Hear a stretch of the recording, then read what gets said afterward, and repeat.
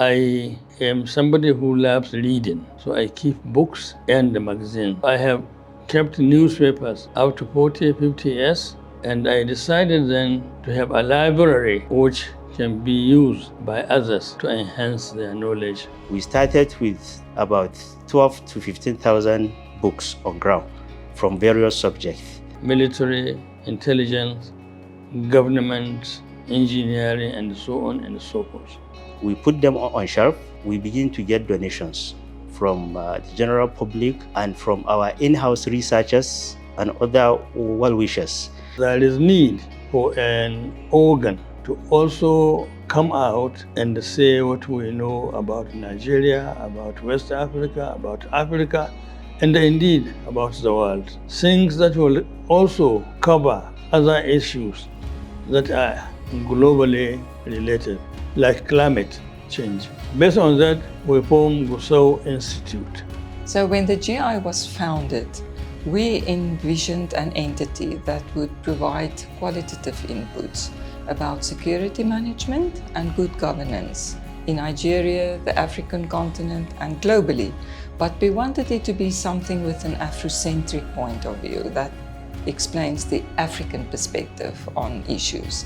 So to realize this vision or embody it, we decided our mission would be to become the leading provider of training, of research, discussion of programs and policies that enhance security, peace, and very specifically development in Nigeria, in the continent, and internationally. Gusau Institute was commissioned on 4th February 2016. The main idea is about research, and that was the reason why we named the library as a research library, so that people can come in and do research in all issues. We have researchers coming from all over the country. In fact, we had researchers coming from other West African countries. We have a place where we keep them here. And we have also some researchers that came from China to come and study here. On shelves now, we have about 40,000 books. And online books and magazines, we have about 50 million. We have a very powerful collection more on the core mandate of the Gusau Institute, which is history, international relations, and then it has to do with security. And apart from the conventional books that we have on the shelf, we also have a very huge number of collection, electronic collection. We have the e-granary, and we have some other collection of e-books where people can access them while they are here.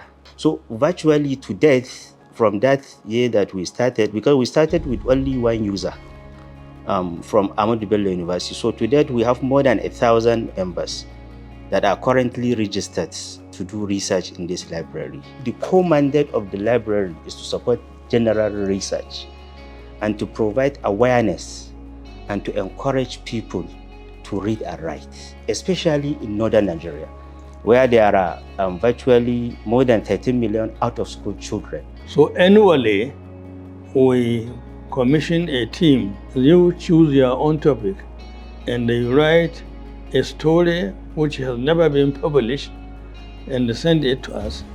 And we have judges, we give them the topic, they read and so on, and we select number 1, number 2, and number 3, and we give them a prize here annually. And we invite our traditional rulers, the emirs first, to come and see what we are doing and give encouragement to that program. It reached a lot of people because for the first time last year, somebody came to the library and said they are doing a PhD on the influence that this project has on Hausa literature in northern Nigeria, and we found it very interesting. So the impact is much bigger than what we have anticipated originally. Apart from the library, which provides the opportunity for people to do academic research on a very wide variety of topics, we host 2 types of events. The first type is our normal open conferences or seminars, And we invite representatives from all sectors, whether it's government, private sector, civil society, the diplomatic community, to discuss issues of mutual concern, and they share their views. We had many seminars here in Kaduna and also in Abuja. And with a university in China, Jezin University, we form what we call Abuja Forum. Once in a year, we go to China and discuss ideas and so on. Then we come to Abuja also. And we have been going there and they have been coming here. In fact, in November, our team is going there. And the second type of event that we host is a closed event for a limited number of people. It's about 20 high-level decision makers that we invite.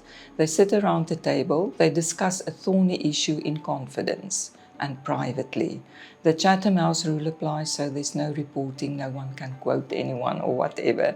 So it's very confidential. Afterwards, we compile very detailed rapporteur reports and we post that online and send it to the authorities who can take decisions. And we hope that the insights that we have gathered in this manner would guide their decision-making processes or help them in whatever way possible. For example, some 7 years ago also, people are talking about state police. So we invited the Inspector General of Police of India. She came here, she presented a paper. We invited IG, we invited security services, we invited the people in government. They came, they listened to her, how they do it in India, why it succeeds in India, and so on. So the government took the rapporteurs, took notes and so on. We also have the archives, newspaper, magazines, and so on. So we have a very huge collection of information. We have audio tapes, we have videos that are dated back to 80s on events that happened in the country. They are all accessible. We are thinking in future. We found the youth, young men and women out of school, no job. So we are going to sign memorandum of understanding maybe in November with an institute in China to come and build a vocational training institute here in Kaduna, which will train not only Nigerian youth, but also from other West African countries. We intend to have 2 studios, one in Abuja, one here in Kaduna, where we run some programs, people will come and talk, and we edit it to make sure it's not offensive, it is only educative to encourage the youth and other listeners to come and participate. We want to reach a much wider audience, and we are also in the process of establishing an official liaison office in Abuja so that it will be easier for the diplomatic community to connect with the Institute. And then, of course, we're very excited about the prospect of a very advanced, hopefully, vocational training center that we would like to establish in Kaduna.